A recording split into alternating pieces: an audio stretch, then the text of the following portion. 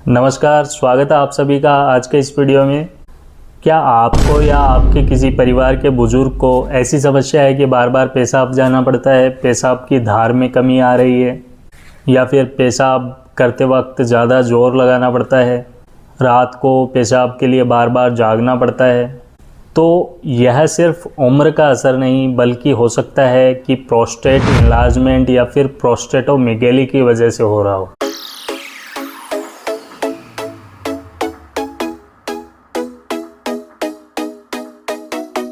आज के इस वीडियो में हम बात करेंगे प्रोस्टेट क्या है, प्रोस्टेटोमेगैली क्यों होती है, इसके लक्षण, जांच, इलाज और बचाव के उपायों के बारे में भी बात करेंगे। सबसे पहले हम बात करते हैं प्रोस्टेट क्या है। प्रोस्टेट ग्रंथि हमारे शरीर के अंदर एक अखरोट के आकार की ग्रंथि है जो कि पुरुषों में पाई जाती है, महिलाओं में यह नहीं पाई जाती है। इसकी लोकेशन हमारे ब्लैडर से जो पेशाब की नली निकलती है उस नली के चारों तरफ ये अखरोट के आकार की ग्रंथि होती है। जब कभी भी इस ग्रंथि की साइज बढ़ने लगती है या बड़ी हो जाती है तो यह पेशाब की नली के ऊपर दबाव डालने लगती है, जिसकी वजह से पेशाब की धार में कमी हो जाती है या फिर बार बार पेशाब लगता है, या कई बार फीलिंग ऐसी होती है कि बार बार पेशाब जाने के बाद भी पेशाब की तलब लगती रहती है और ब्लैडर पूरी तरह से खाली नहीं हो पाता है।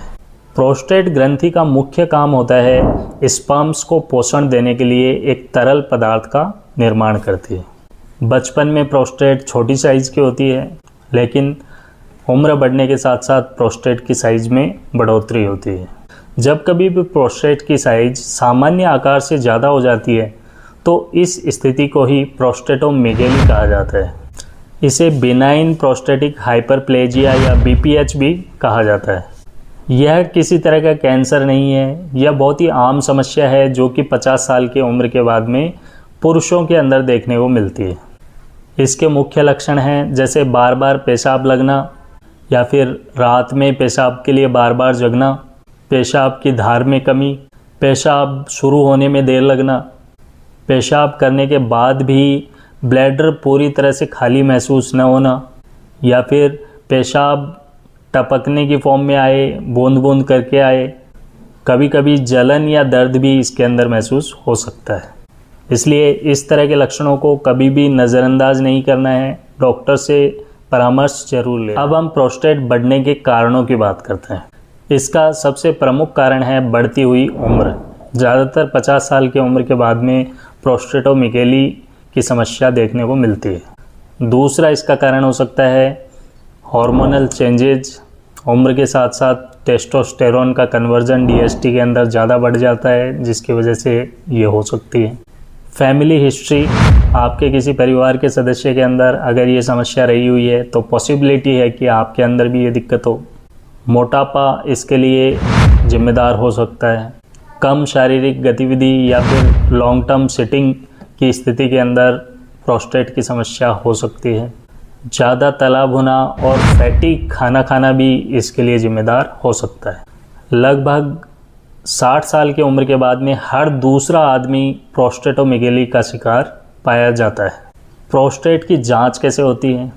इसके लिए डॉक्टर्स ज़्यादातर डिजिटल रेक्टल एग्जामिनेशन करते हैं या फिर अल्ट्रासाउंड करवाई जा सकती है, केयूबी या ultrasound, PSA blood test, urine test, uroflowmetry, ये सभी जांचें करवाकर प्रोस्टेटोमेगैली का डायग्नोसिस किया जा सकता है।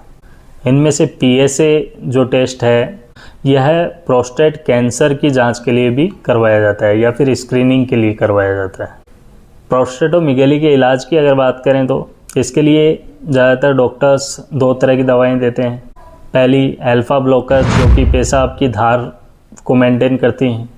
दूसरी 5 अल्फ़ा रिडक्टेज इनहिबिटर्स जो प्रोस्टेट की साइज़ को छोटा करने में मदद करते हैं।